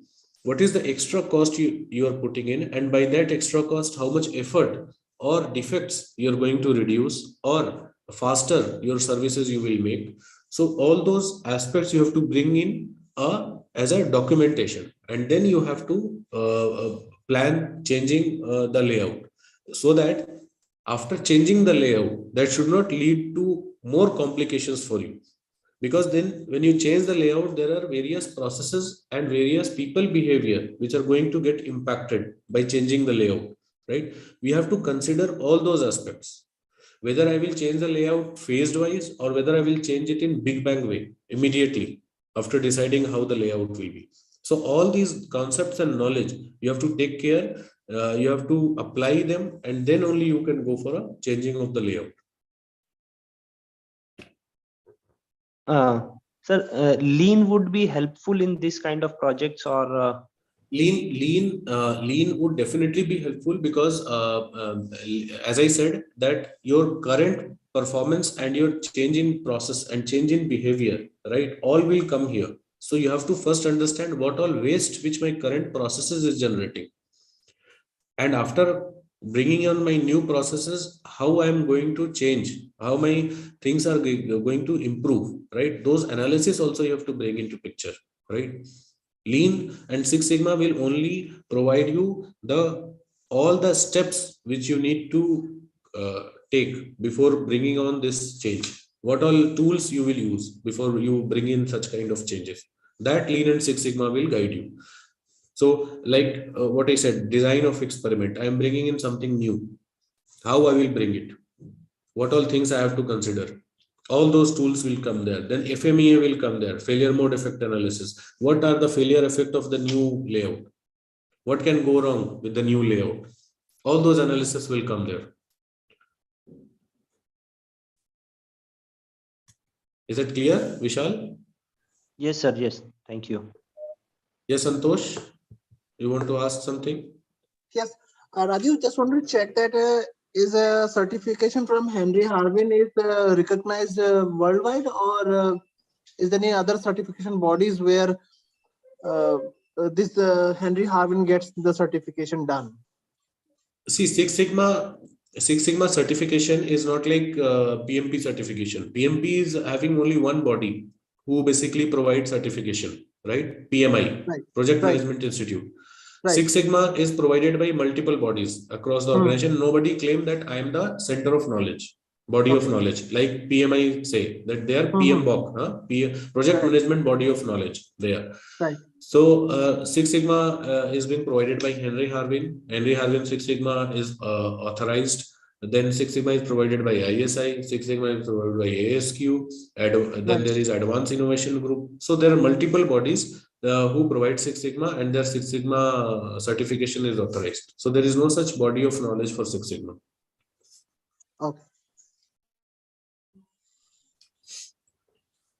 Thank you. Any other questions?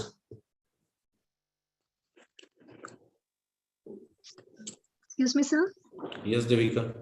Sir, like I have a 1 year experience in manufacturing company as a quality engineer. So should I go through go for this entire Six Sigma belt, means Lean Six Sigma black belt directly? So my recommendation will be that you plan with green belt, you learn these concepts, try to implement in your area, relate to your industry. That will gives you a very good basic concepts and understanding, and then you further develop yourself in BB and MBB, because GB will give you that you are a practitioner of Six Sigma methodology. But when you become black belt, then you are the leader in that domain. And when you become MBB, you basically think from organization-wide perspective. And that should not come in one go. That should come step by step.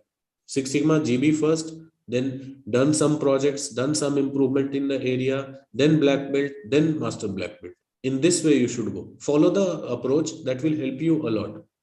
And there is you should not hurry on to that in this month I have done green belt, then next month black belt, and then master black belt. No, don't go by that approach. Do it, see your environment 2 to 3 months, your concepts will become more wider, more clear, implement some of them, the learnings which you have done, and then go for black belt, then go for master black belt, and that way. Okay, sir. Thank you, sir. Right? Because people who are having 15 or 14 years of experience, they can plan that fast track mode, because they have seen the industry, they have seen the things, they have seen the environment, they can directly relate. Right now, you're just starting to see the business challenges and the industry. So along with, you have to gradually move. And this is how I also have followed my path. In the first year, I've done Six Sigma green belt. Then after 1 year more, I have done my black belt. Then I have taken around 2 to 3 years to start to perform my master black belt. So that is the best approach. Thank you, sir. Thank you, Devika. Yeah. Any other questions? Good afternoon, Mr. Raju, sir. Good afternoon, ma'am. Yeah. I'm from the army background. I've got 34 years of experience in nursing. Okay. As a supervisor, as well as in the administrative field. Right. So I'm planning for my second innings. So I'm trying to prepare for that. So I would like to know, in this medical nursing field, is it better to have a Six Sigma knowledge, and how it will be? Will it be very tough? Because I'm not much into maths and all those things. Six Sigma green belt will not be tough. When you talk about your industry, as I said, NHS UK, right? That's a healthcare industry that uses Six Sigma and Lean effectively. And the idea is behind that how we can, like, if I talk only about nursing aspect only, right? Yes. Within nursing also, how many time it has happened that we miss to provide, suppose we have to provide something at 8 a.m. and the teams miss to provide that particular item at 8 a.m. How many time we have a mismatch in the file, right? Which we are having. All those things happen, right? These are defects in the nursing, and that impact the customer experience. Not for private public sector hospitals, but for private hospital, customer experience is very important aspect nowadays, because private hospitals are slowly turning out to be a logistic units, 3-star and 5-star logistic units for people, right? So in those environment, this defect reduction, this providing effective quality is very much important.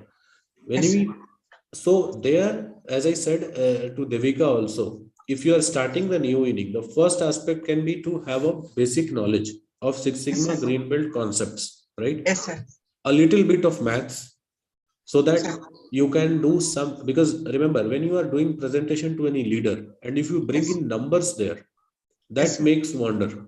Whereas one person is doing some presentation and he's just talking with text, right? Then people doesn't develop that confidence. But another person is developing, is talking with numbers, that gives a lot of confidence among people. So we have to think from that perspective, that how we can bring in that confidence in our leadership. And for that, we need understanding about data, how to analyze data, and how to bring out meaningful interpretations of data. Okay. Thank you. Thank you, ma'am. Thank you. Any other questions? Yeah, hi Rajiv, Ripu here. Yeah, Ripu. Yeah, my question is here that which program will be appropriate for me, this GB or black belt? Because I have been working in various domains like publishing and media and information, and right now I'm in the e-facility mortgage process. And 6 years back, that time I've completed my GB, but I did not submit the project. So should I go for the black belt directly or go for green belt again? So what is your experience level, Ripu? More than 10 years. Right now I'm working as a team leader. And you have understanding about mean, median, mode, quartile range? That time I was gone through all the methods. Okay. So a basic review you can perform, and then you can go for black belt. Because in black belt, we touch up, that brush up session is there. Okay. Okay, thank you. Any other questions for us?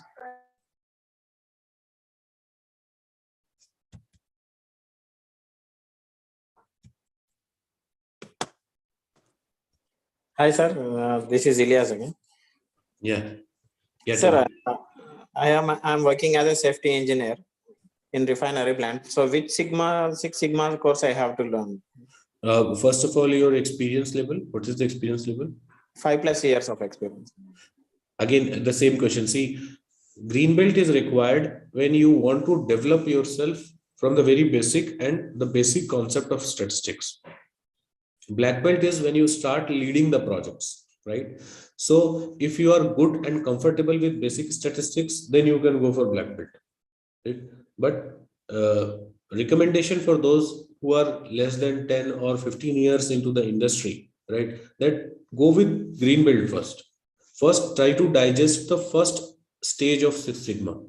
And green belt is, don't consider green belt as a very small aspect. It's a 28-hour course, just 7 hours less than black belt, but very effective, because I've shown you the curriculum, right? It holds almost everything in it. So green belt you can start with, and immediately after doing the green belt, your horizon will develop. You will perform some experiments in your area as well, and then it is easy for you to go for black belt. And when you will do black belt certification, you will be able to digest those things faster. That is why it is being recommended. Rest I will leave up to your choice, right, at the end, because you know right now your capabilities and skill sets in basic statistics. right? So you can decide based on that. Okay, thank you.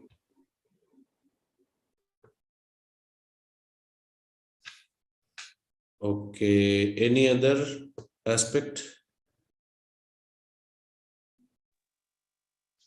We have, since we are 30 minutes more into the session, we can have 5 to 6 minutes more. Any questions, just ask, let me know. Sir, Yes, Devika. sir, if we talk about PDCA, Yeah. when and where we can apply this PDCA? PDCA is something which can be applied anywhere, including our own life as well. Plan, do, check, act. So suppose I want to, I have decided that I will start some saving for myself, right? So I've started with 3,000 rupees saving per month, right? I have done it for 12 months. Then next year, some appraisal has happened for me, and now my salary also has increased, and some expenses also has increased. So now I've decided that is 3,000 enough for me to save, or should I cut it down because my other expenses has increased? So based on that, I will take a decision, right? So this is what you're doing. You're doing again, plan, do, check, act. So why you're doing a check there? So probably you can increase it to 3,500, and then so on. In your industry, in any of the industry, we bring in some kind of improvement. Then we start fetching in some results. After that, after some time, we again review that process. That okay, what else we can improve in this area? That is what PDCA is. Whenever that's called continuous improvement. You are always looking forward for opportunities to improve your process more, right? Right, sir. Okay, right, sir. Thank you, sir. Great.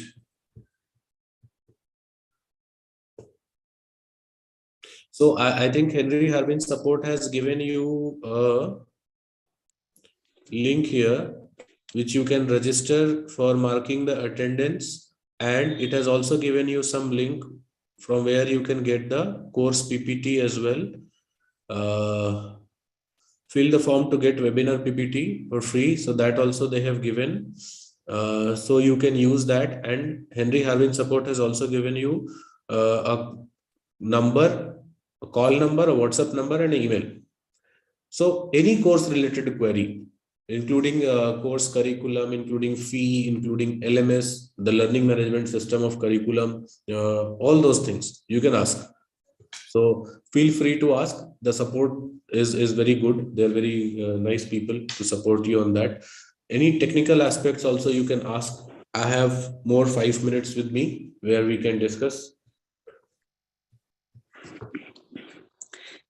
Sir, how do I get using Six Sigma certificate in quality analysis? Like, for example, any manufacturing company or else any other companies related? Please tell me, briefly explain that. Certificate related to? Yes, green belt certificate related to. Any use quality analysis or else any benefits is there? Of getting Six Sigma certificate. Yes. I'm talking about that. See, as I said, that when you are certified, right, you will utilize after that. Certified. I'm asking the question after certified. Any benefits is there in quality analysis or else? I responded to this by saying that, see, suppose you are certified right now, and then you have posted your certification at a particular job portal or all.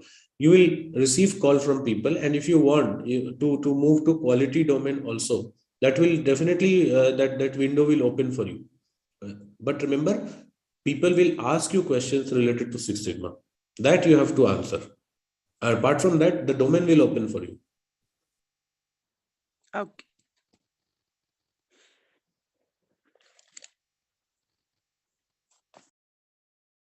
Any further questions? We have 4 minutes now.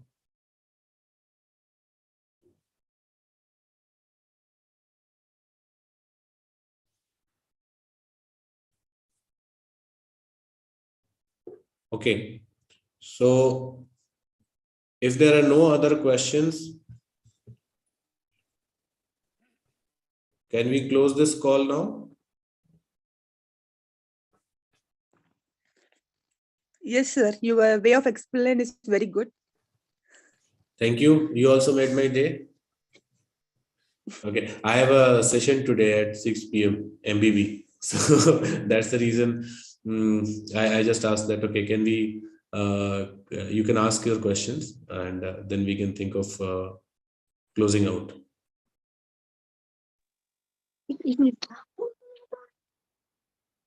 Excuse me, sir. Yes. Sir, what's the fee structure of this Six Sigma Green Belt? Devika, this one you can confirm with the Henry Harvin support. In chat, you will find their course related query. Okay. They will help you a lot. Okay, thank you, sir. Okay. Thank you, sir.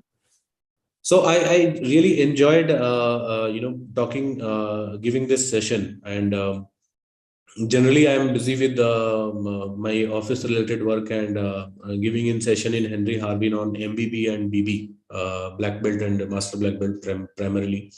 So this is the first time they also told me to take up this webinar. So I really enjoyed the kind of question I got, and I really feel those questions are something which even I used to have some years back when I started the journey of Six Sigma. And those dilemmas, whether to go for Six Sigma, whether to go for PMP. Some people in IT also have dilemma whether to go for Agile certification or not. So that dilemma is bound to happen. But the best part is that you people into the industry or being out of the colleges are looking forward to skill up yourself. Remember, any recruiter, including me, when I sit for interview, I ask people that, okay, in 5 to 10 years of your journey, what skill upgradation you have done. That shows the ability and the thought process of a person, that whether he want to skill up or not. And if he is skilling up, that means he definitely want to achieve something. So it increases that gives you a brownie point in your interviews as well. This I'm talking from a recruiter perspective. When we sit for hiring somebody, and if I see nothing in the entire, after he has started the job in 7-8 years, no certification, no new development, that shows that he's just busy with his work. He has not thought of anything to develop. So this is again one thought process which I am giving it. Today's question really, I mean, I can relate with my own thinking with all of you. I have seen that some people are planning for PMP, some are planning for GB, BB, or MBB, right? Some are planning for some. One person has asked that which all tools you will provide, Minitab, Excel, any other. That means that person want to learn more tools. So this thought process is very good. So keep having that zeal to learn any new concept, any new tool. That will give you a lot of benefit in whichever industry you are. And that's my experience. So thank you so much for all of your timing, and we'll connect maybe in some batches, right? Excuse me, sir. Oh, yeah, tell me. I'm sorry, sir. Sir, actually, I want to know that if we talk about benchmarking and this visualization process, is there any difference? Yes. See, visualization is, suppose in this forum only, in Zoom forum, while looking into this Zoom forum, I just realized that I can see participants and I can see how many are coming, how many are leaving, all those things. I can see what all chats are there. Suppose there is a dashboard out here, just a single liner dashboard. Number of participants left in 30 minutes, number of participants remain till the end of the session, number of participants send a chat message, and number of participants ask the questions. Suppose this dashboard, just this dashboard is there in front. It gives a very good idea that, okay, how engaging was the session, right? And how many people engaged, right? This will help me to judge that. This is called visualization of anything. Any process we can visualize. When you talk about the other aspect, benchmarking is basically your team is producing any item at 5 items per minute, whereas similar team in another organization produce similar products at 8 items per minute. So your team leader decided that my target from now is 8. I have benchmarked it from the best in industry. And I would like all of you to think that how we can move from 5 to 8. So you people started looking into all the improvement areas. You started doing analysis, you started understanding how you can improve, and then you are trying to achieve what the benchmark in the industry is achieving, what the best in class in industry is achieving. That's what benchmarking is. When you compare your performance with somebody who is best in the class, that's what benchmarking. Okay, sir. Like, if we measure benchmarking from one industry to another industry, then how is the process done? Is it through external audits? It can be done through multiple ways. At times, there are industry visits also, which people do. And at times, there are reports which are available in the nets as well and the journals as well. So there are reports of there are many audit bodies like KPMG, then what that name is, JP Morgan, right? They produce lots of report on various industries. So based on those reports also, we can do the benchmarking. JP Morgan is is any site? JP Morgan is a company which performs lots of analysis on different organizations and their way of working. Deloitte, you can look into Deloitte reports for various industries. So you can have many organizations which perform independent studies of performances at various areas in other industries as well. Okay, this details about this JP Morgan we get from through net? Deloitte, then there is a another performer starting with G. That name is, I'm missing that name. Also you can just create your login, that's free of cost, and keep on reading their various journals or analysis which they bring in for various industries. So you can get from there also. If you are not able to get exactly from there, then you have to search or you have to see that if there is any industry visit kind of funda which is there in your environment or not. Like how people learn about Toyota way of producing by industry visit. People from different industry visited Toyota production, Toyota floors. They have seen how they are performing. They have seen their matrices, and then they have tried to adopt their best practices in their environment. And that's how Toyota production system book TPS, or what the book name is, The Machine That Changed the World, came, right? So if industry visit is not possible, then you have to rely on the items or materials which are available on the internets to benchmark. Okay, sir. Thank you, sir. Okay. So can we close for today? If there are any questions, you can ask the question to Henry Harvin support, or feel free to ask me also on my LinkedIn. I'm available if there are any questions, right?